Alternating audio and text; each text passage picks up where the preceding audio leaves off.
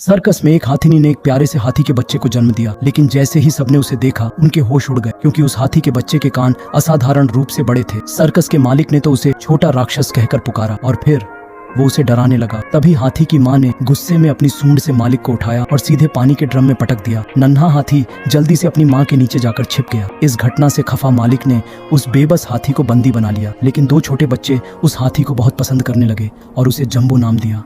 उन्होंने उसे परिवार की तरह अपना लिया, चाहे जो हो। इसी बीच जंबो और बच्चों के बीच एक प्यारी सी दोस्ती हो गई।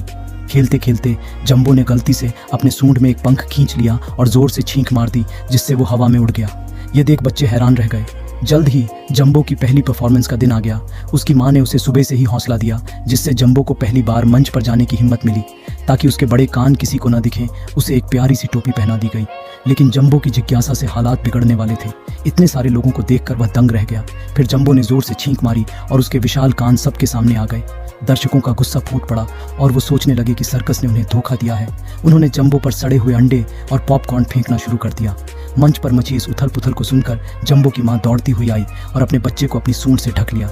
सर्कस का मालिक हाथी माँ को शांत करने की कोशिश करता है, वादा करता है कि कोई उसके बच्चे को नुकसान नहीं पहुंचाएगा। उसकी बात से माँ थोड़ी शांत होती है, लेकिन तभी एक शिकारी मंच पर आ धमकता है। हाथी की माँ अब आग बबूला हो जाती है।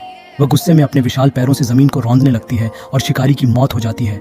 इस सब के बावजूद माँ अपने बच्चे को किसी भी खतरे से बचाने के लिए दृढ़ रहती है, मगर इस लड़ाई के बाद उसे पकड़कर जेल में डाल दिया जाता है। उस रात जंबो अपनी माँ को बहुत याद करता है और लड़खड़ाते हुए खिड़की तक पहुंचता है। दोनों अपनी सूंड मिलाकर एक दूसरे को सांत्वना देते हैं, मानो तूफान में डगमगाती एक नाव हो जिसमें उनका भविष्य अंधकारमय दिखता है। अगले दिन सर्कस के मालिक ने तय कर लिया कि माँ हाथी को सर्कस से दूर भेज दिया जाएगा। कई लोगों ने इसे रोकने की कोशिश की, पर कुछ भी काम नहीं आया। जंबो और उसकी माँ ने आखिरी विदाई ली और पता नहीं था कि वो फिर कब मिल पाएंगे, या कभी मिल भी पाएंगे या नहीं।